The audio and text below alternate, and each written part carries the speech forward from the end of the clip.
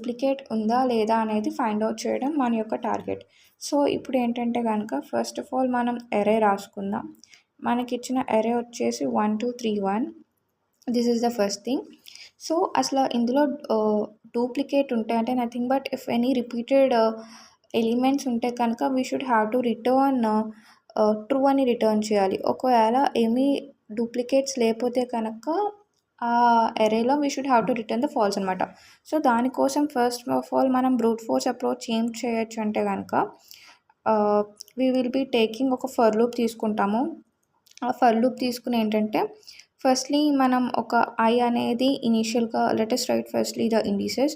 So 0 1 2 3 అని రాసుకున్నాం కదా. Next of all let us start our J from the first index. So ఇప్పుడు ఏంటంటే మనం ఇలా ట్రావెల్స్ అవుతూ ఉంటాం.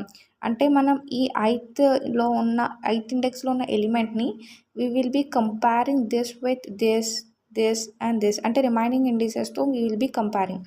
సో అలా కంపేర్ చేసినప్పుడు జే యొక్క ఇండెక్స్లో ఉన్న ఎలిమెంట్ కనుక ఈక్వల్ అయితే we will be returning the true. Okay, that is the thing. If not we will be returning the false అనమాట. సో దానికి కోడ్ మనం ఏం రాస్తాము అనేది ఒకసారి ఇప్పుడు చూద్దాం. ఎలిమెంట్ ఐ అనే ఇండెక్స్ ఎక్కడి నుంచి పెట్టుకుందాం అనుకుందాం. Firstly let us take it is in the range of nums. So we have wrote this. And next ఏంటంటే జే ఇండెక్స్ ఎక్కడి నుంచి అనుకున్నాము, ఐ ప్లస్ 1th టర్మ్ నుంచి and the remaining length of the nums వరకు we have taken as this index.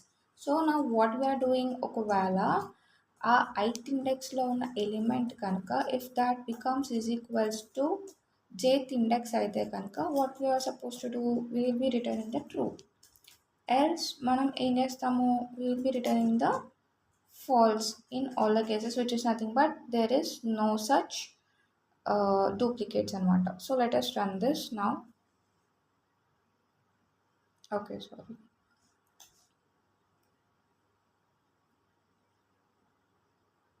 So ఎస్ మన test cases అయితే pass అయినాయి.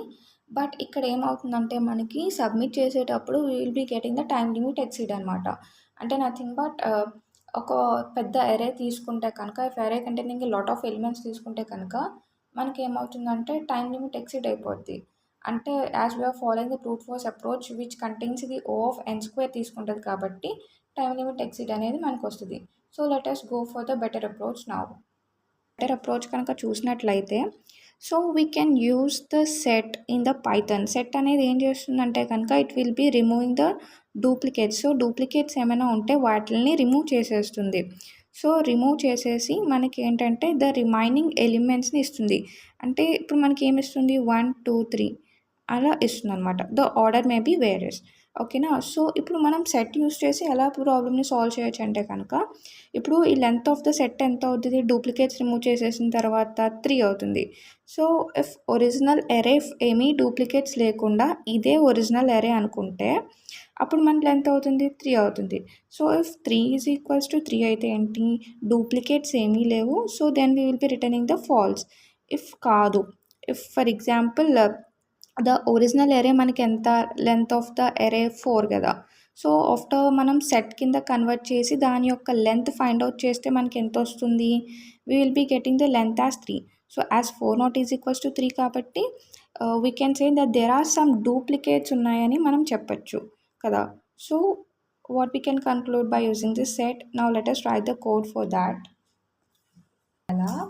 If at all the length of mana yokka nums అనే అరేని we are converting into the set కింద convert చేసి దాని యొక్క లెంత్ ఫైండ్ అవుట్ చేస్తున్నాము. దెన్ మనకి ఏమొస్తుంది, డూప్లికేట్స్ అన్ని రిమూవ్ చేసేస్తుంది.